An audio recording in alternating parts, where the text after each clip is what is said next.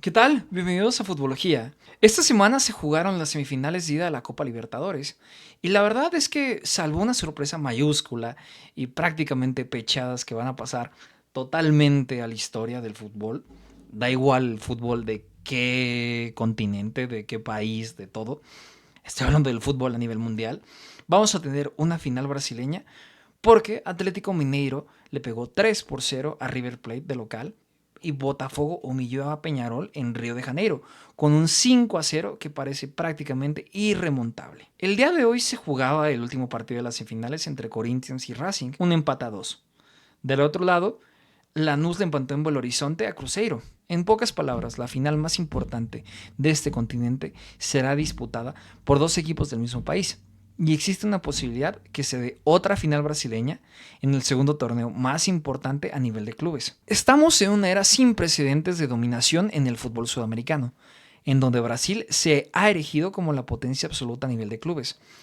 Con poco temor a equivocarme, Brasil tendrá su sexto campeón consecutivo de Copa Libertadores, siendo ganador 7 veces en los últimos 10 años.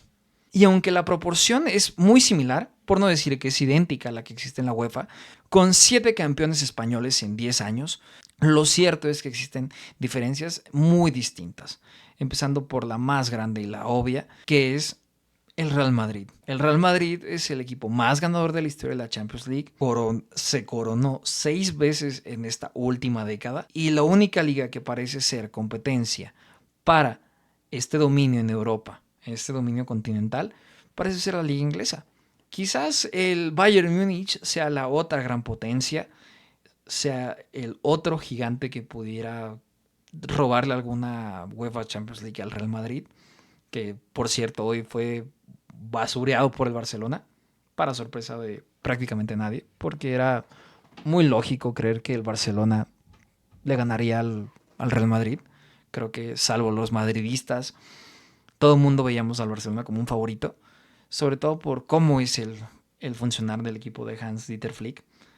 Y hablando de Hans-Dieter Flick, de hecho, estas últimas temporadas, en esta década de la que estaba hablando, que comprende de 2023 a 2024, como década que utilicé para ejemplificar lo que decía de la dominación del fútbol español, en la que el Real Madrid se llevó 6 campeonatos de UEFA Champions League.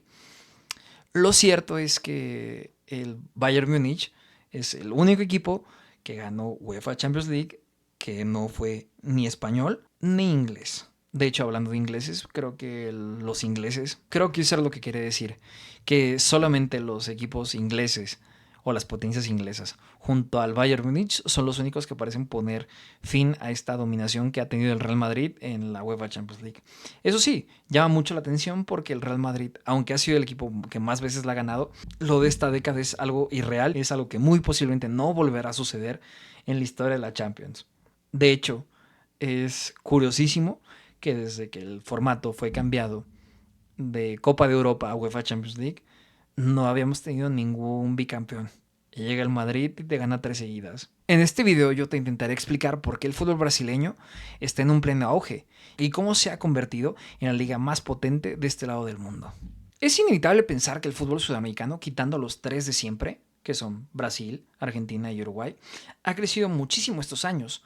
Hace no más de 15 años era común que los mejores extranjeros de países como Chile, Colombia, Ecuador y Paraguay estuvieran en el fútbol mexicano. Ni qué decir del fútbol argentino o brasileño en menor medida. El tener futbolistas en Europa era todavía algo bastante lejano. No era la norma como es a día de hoy. Ni qué decir de tenerlos en los mejores equipos del mundo. El mundo ha ido cambiando. Se abren nuevas fronteras para todos. Ahora, salvo algunas excepciones, la mayoría de las selecciones nacionales sudamericanas encuentran su base o su gran mayoría de futbolistas milita en el viejo continente. Quitando a Bolivia, la mayoría de las selecciones sudamericanas tenían en su mayoría a futbolistas que jugaban en el extranjero. Eso hace 15 años era algo que era relativamente poco común. Yo me acuerdo todavía de la Copa América 2007. Difícil no acordarse de la Copa América 2007 en Venezuela, en donde Nery Castillo hizo destrozos contra Brasil y Ramón Morales clavó un golazo de falta. Todavía me acuerdo. De hecho, siempre me voy a acordar de Ramón Morales y las faltas con México. No sé cuántas veces llegué a ver un anuncio de Corona en donde cobraba un tiro libre, si no me equivoco, contra Argentina en una, ¿cómo se llama este torneo? Era la Confederaciones. Estaba diciendo era la Conmebol. No, es la Confederaciones. En la Confederaciones es un golazo de libre directo a Argentina. Y es prácticamente el mismo gol contra Brasil 3 años después. No, esa fue la Confederaciones, debe haber sido 2005, fue 2007, 2 años después.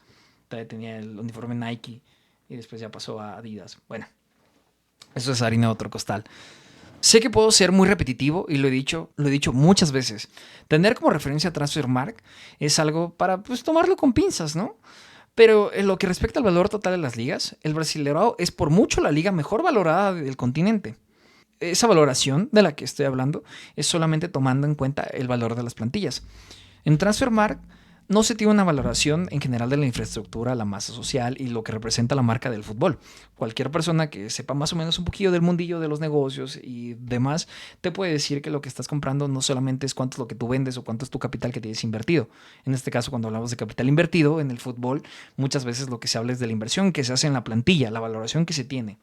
Pero no se habla de toda la infraestructura que hay detrás, ni qué decir de la inmensa cantidad de masa social que se mueve en Brasil.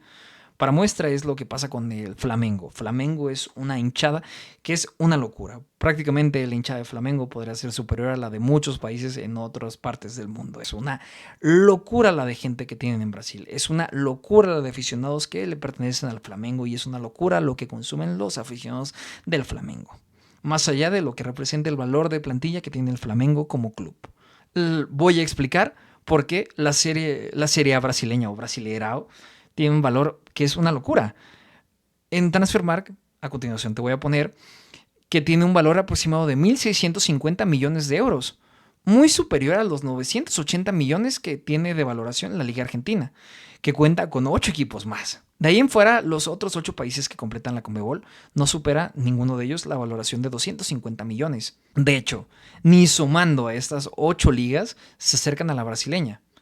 La suma de esas 8 ligas sería aproximadamente 1.199 millones, prácticamente 1.200 millones de euros. Muy lejos en comparación de los 1.650 millones de euros que está valorado en plantilla la Serie A brasileña. A día de hoy es muy difícil pensar que si un futbolista destaca, se quede mucho tiempo en su liga, o en su país en este caso. Por lo regular, sí o sí, se van a otra liga con condiciones económicas, sociales o deportivas que sean muchísimo mejor que su liga de origen. Ya esto es muy curioso, ya esto ya parece un chiste, pero me resulta a mí ineludible y no es broma, me parece que es hasta un chiste en este canal, que casi en todos mis videos siempre tiene que aparecer el capital. Y cómo no, es cuando es el principal motor para que una liga se desarrolle o se quede estancada. Evidentemente, a mayor capital existirá mayor inversión. Con mayor inversión se pueden tener mejores instalaciones e infraestructura o simplemente puedes captar mejor talento. Mucho de lo que diré a continuación está basado en un artículo de Gustavo Paulinelli, un abogado brasileño al que me he tomado la molestia de preguntarle para poder citar este artículo. En agosto de 2021, Brasil promulgó la ley 14.193/2021, también conocida como la Ley de Sociedades Anónimas de Fútbol, un desarrollo crucial para la industria del fútbol en el país. Esta legislación facilitó la transformación de varios clubes de fútbol, pasando de asociaciones civiles sin fines de lucro a sociedades anónimas y marcó el inicio de una nueva era para el fútbol brasileño. Según datos públicos disponibles en la base de datos del Registro Público Mercantil brasileño, hasta ahora más de 65 clubes en todo el país han adoptado este modelo, entre ellos grupos y personas influyentes como son City Football Group, 77 Partners. Aquí tengo que aparecer yo a decirte que si bien es cierto, 77 Partners ha entrado en el fútbol brasileño, lo cierto es que a día de hoy se encuentra con problemas muy importantes y le pueden quitar la propiedad porque ha tenido problemas de impago. Ese es un punto que se va a tomar a consideración más a futuro, pero ya ha pasado. Esta previsión de que podrían existir equipos que tuvieran problemas económicos se cumplió. 77 Partners fue el primero en que dijo, yo aquí no puedo ya. Yo no puedo pagar esto. John Textor y Ronaldo Nazario se han convertido en accionistas de clubes brasileños, dando forma a un nuevo panorama de la industria. La Sociedad Anónima de Fútbol, popularmente conocida como SAF en Brasil, es una entidad corporativa dedicada exclusivamente a la práctica de fútbol profesional y solo fútbol, abarcando obligatoriamente ambas categorías, masculina y femenina. Más allá de su enfoque principal, la SAF puede aventurarse en otras actividades relacionadas en el fútbol, incluida la capitalización de activos de propiedad intelectual vinculados al deporte y a la gestión de propiedades inmobiliarias asociadas al fútbol, como estadios y otros centros de entretenimiento. Al tratar de sociedades anónimas de fútbol creadas a través de clubes preexistentes, la Ley de Sociedades Anónimas de Fútbol creó aspectos de gobernanza específicos. Además de los establecidos por la legislación aplicable a las sociedades anónimas en Brasil, una característica única dentro de este marco es el voto afirmativo perpetuo otorgado al club original sobre las decisiones vitales a tomarse dentro de la SAF, como eventuales cambios en el nombre del club y ajustes a identificadores fundamentales, incluidos símbolos, himnos y colores, y la reubicación de la sede a una ciudad diferente. La intención detrás de esta estructura es salvaguardar las tradiciones de un club, otorgando a la institución original el poder de resistir cambios importantes que entren en conflicto con la historia después del establecimiento de una sociedad anónima de fútbol. Ese punto es muy importante.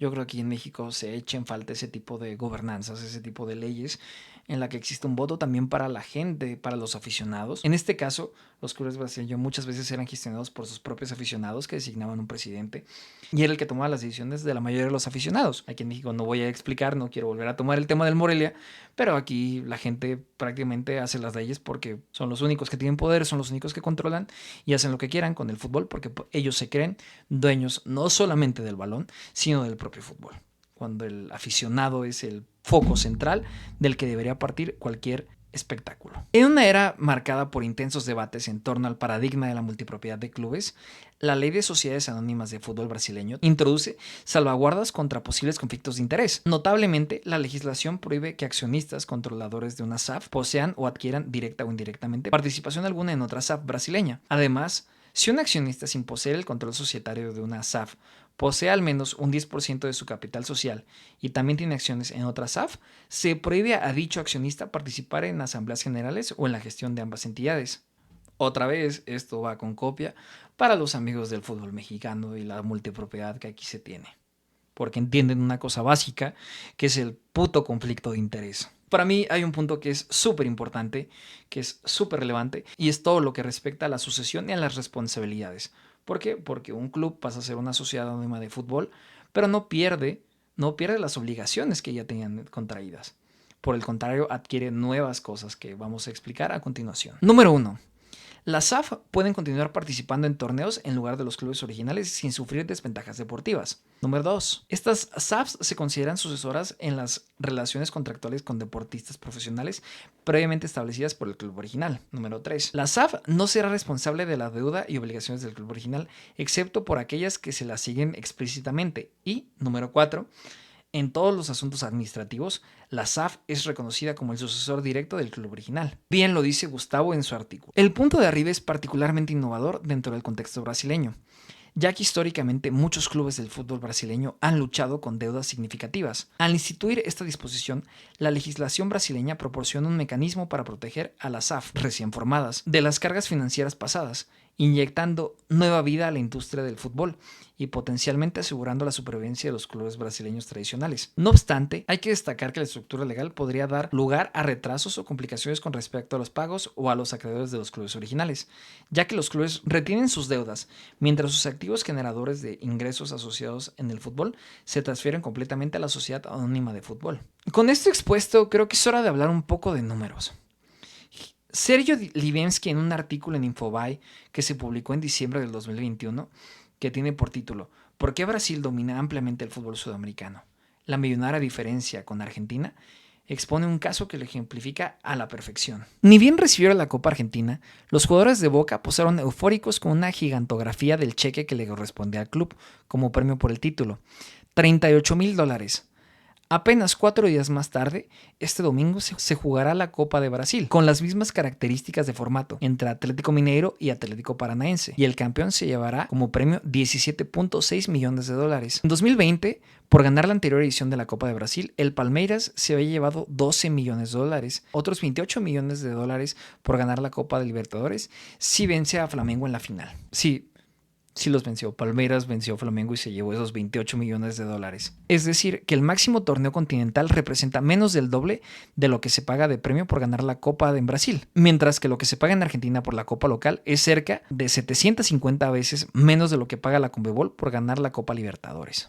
Según el informe de Football Benchmark, en el informe de Brazilian Clubs Economics Evaluation 2023, elaborado por Sports Value y recogido por Expansión, que es donde yo estaba viendo la información, dice lo siguiente: el mercado brasileño atraviesa actualmente una fase de transición caracterizada por la llegada de nuevos inversores. Estos nuevos recursos podrían permitir el crecimiento de los clubes brasileños significativamente y tal vez en el largo plazo competir con las más establecidas potencias europeas. Los clubes que componen el Brasileirao prevén ingresar 3.400 millones de euros a mediano plazo, el doble de lo que se ha registrado durante la temporada 2022-2023, 1.775 millones de euros. Los datos quedan todavía aún lejos de los registrados por las principales ligas europeas. La Premier League ingresó 6.400 millones de euros la pasada temporada, mientras que la Liga y la Bundesliga facturaron 3.300 millones y 3.100 millones de euros respectivamente. Un aspecto que es fundamental para entender por qué el fútbol brasileño está en auge es la competitividad de la liga y ser el mejor mercado del continente.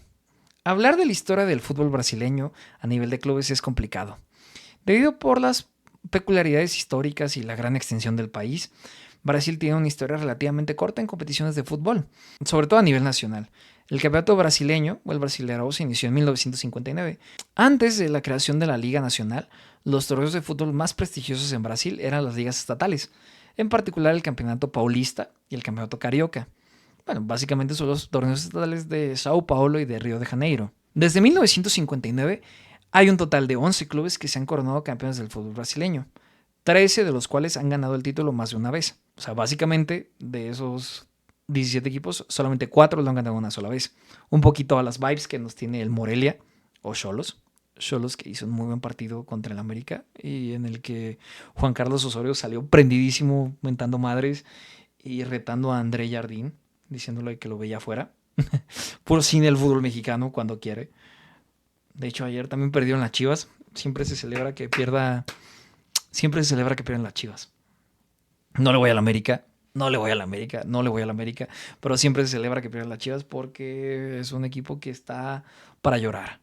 Uno lo ve y es desesperante y creo que hay un tuit de Durden que es botanísima. Lo estoy diciendo de memoria, pero decía que ver a las Chivas es como ver a un cricoso que vende que vende la licuadora. Es un cabrón que le echa todas las ganas del mundo, es un desmadre, pero pues que te cae bien. Eso para mí es las Chivas. Palmeiras es el club más exitoso del campeonato después de haber ganado el torneo 12 veces. Le siguen el Santos, un Santos que ya murió. Se murió Pelé y parece que se murió el Santos y se murió la selección brasileña con 8 títulos. Corinthians y Flamengo con 7 títulos y Sao Paulo con 6 títulos. Hay un total de 158 clubes que han llegado a la primera división y que han disputado el campeonato brasileño desde su primera edición en el 59. Y otro dato que también es importante es que Sao Paulo es el estado más exitoso porque tiene 33 títulos entre 5 clubes. Si tú te llegaras a preguntar, oye, ¿cuántos equipos hay? ¿Cómo funciona? ¿Quién queda campeón? ¿O qué es lo que se ganan? ¿O cómo se reparten?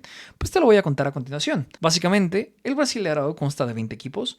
Cada equipo juega 38 partidos. El campeón y los siguientes 5 equipos se les otorga una plaza directa para la Copa Libertadores. Y del 7º al 12º, o sea, en otras palabras, del 7 al 12, si no fuiste a la escuela, se les otorga una plaza para la Copa Sudamericana. Los últimos 4 equipos descienden a la Serie B. También los clubes brasileños compiten en otros torneos nacionales de menor importancia, como son la Copa de Brasil, así como también los equipos pueden participar en torneos nacionales, regionales y o estatales. Un punto que ejemplifica muy bien esta transformación del fútbol brasileño es precisamente lo que ocurre en 2023. A partir de 2023, cada equipo puede tener en cancha al menos hasta 7 jugadores extranjeros. Hasta un año antes, en 2022, solo se permitían 5 extranjeros por equipo. Si nosotros hablamos del fútbol brasileño, es importantísimo que hablemos del G12, que en teoría son los 12 grandes. Solamente Flamengo y Sao Paulo son los únicos equipos que no han descendido a la Serie B brasileña.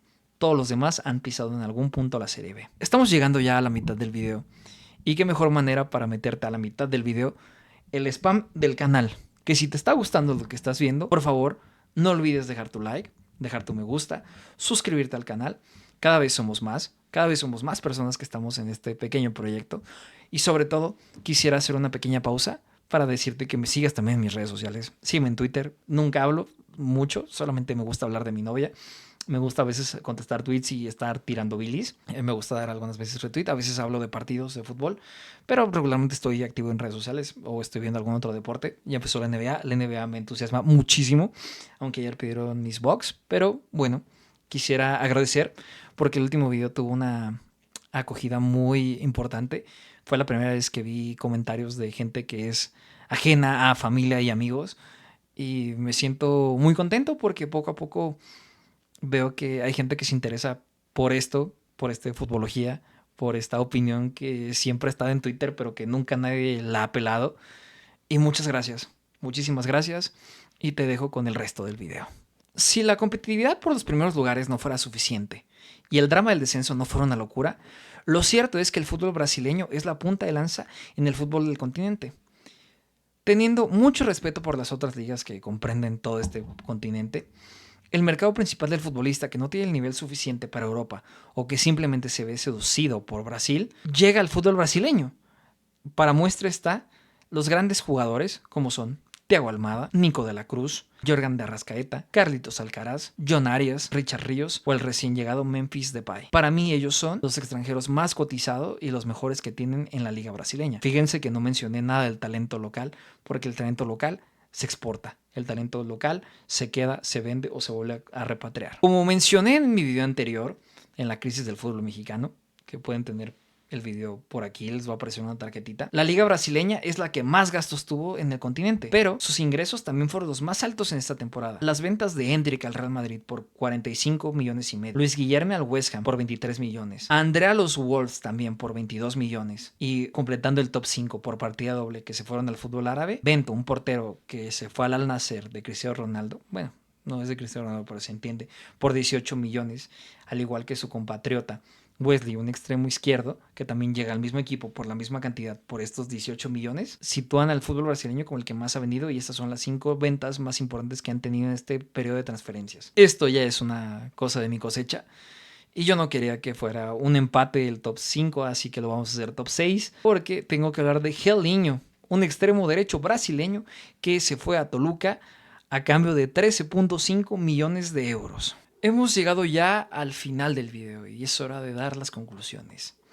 Quizás estas sean las conclusiones más escuetas en lo que llevamos en este pequeño canal de YouTube. Lo cierto es que el éxito del fútbol brasileño y su dominancia es multifactorial. La implicación del gobierno buscando que los equipos puedan actuar como empresas ha fortalecido y ha atraído mayor inversión de capitales privados y extranjeros. El crecimiento del fútbol sudamericano, aunque sea irónico, ha traído consigo el debilitamiento de sus ligas de origen, porque la fuga de talento busca otros horizontes, busca llegar al fútbol europeo o busca estar en una liga mucho más competitiva o que le represente un reto personal, o también busca meramente el aspecto económico, que dicho sea de paso está súper bien. Los futbolistas son también profesionales, es una carrera que se puede acabar muy pronto y qué mejor que uno quisiera asegurar su futuro haciendo lo que más le gusta hacer, lo que es bueno y llevándose una gran tajada por ello. Básicamente, el fútbol brasileño se ha encontrado en una posición en la que se ha visto favorecido por el debilitamiento de su competencia y ha buscado fortalecerse con la mayor base que existe en el mundo del fútbol globalizado, el aspecto económico. Brasil tiene la liga más competitiva, la más disputada y una de las que mejor pagan del continente, junto a la MLS y a la Liga Mexicana, con la salvedad que allá sí tienen torneos continentales que son relevantes. Sí, estoy hablando de la Conca Champions que a nadie le interesa. Posiblemente el dominio deportivo encuentra su fortaleza en la simbiosis con el dominio económico, pero no hay que perder de vista que la ley de sociedades anónimas de fútbol tiene sus cosas negativas y los clubes brasileños no dejan de incrementar su deuda. De momento todo tiene una pinta increíble, quitando el caso de 77 Partners, que por algo no le han dado la propiedad de algún equipo en Premier League. Veremos cómo siguen las cosas en los próximos años y ojalá esto no sea una burbuja que termine explotando en la cara del aficionado brasileño. Igual, hay que decirlo, que parece que la cosa no va a cambiar y va a seguir la liga brasileña dominando porque su máximo competidor, la liga argentina, parece que también está empeñado en hacer las cosas mal, porque hace no más de una semana salió la noticia que suspendían el ascenso y el descenso, con la excusa de intentar fortalecer a los jóvenes talentos, llevar el fútbol a otros horizontes, tener mayores equipos en otras plazas del país, llevar el fútbol y que sea más inclusivo y todas esas chorradas que se dicen de cara a la galería. Pero realmente lo que está detrás de esta pausa del ascenso y el descenso, sin estar hablando de conspiraciones, es que los argentinos están muy interesados en renegociar los derechos de transmisión de sus equipos y de su fútbol, buscando tener mayor dinero. La tendencia en el fútbol estos últimos años ha sido: vamos a meterte partidos hasta por debajo del... ¿Por qué? Porque es la manera en la que se vende los partidos y es lo que nos va a dejar más dinero. Y ellos, la FIFA, el mundo de fútbol, tienen esta tendencia a creer que nosotros vamos a consumir más fútbol si vemos más fútbol, no teniendo en cuenta la calidad de ese fútbol. ¿De qué me sirve a mí ver 100 partidos, de los cuales de esos 100 partidos, 30 son totalmente irrelevantes? Bueno, no, eso sí al revés. De esos 30 son buenos y los otros 70 a la gente le dan igual. Eso es lo que está pasando. Esto deja a la liga brasileña pues con el camino libre para hacer lo que quiere en Sudamérica. Básicamente su mayor competidor y su mayor rival se pegó un tiro en el pie, al menos este año. No sé qué va a pasar, pero se ve muy interesante lo que puede suceder con el fútbol. Veremos si el caso de 77 Partners es solamente único en su especie y todo sigue viento en popa como ha sido. De cualquier cosa, parece que el fútbol brasileño va a encontrar otra vez a un campeón brasileño en la Copa Libertadores. Si te ha gustado, ya sabes qué hacer: dejar tu me gusta, suscribirte y compartirlo con tus amigos. Muchísimas gracias y nos seguiremos viendo aquí en Futbología.